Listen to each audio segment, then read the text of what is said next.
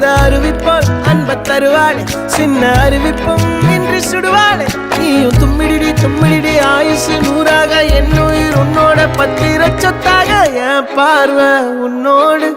உன் பொம்மை கண்ணோடு பேசாமல் விண்ணோடு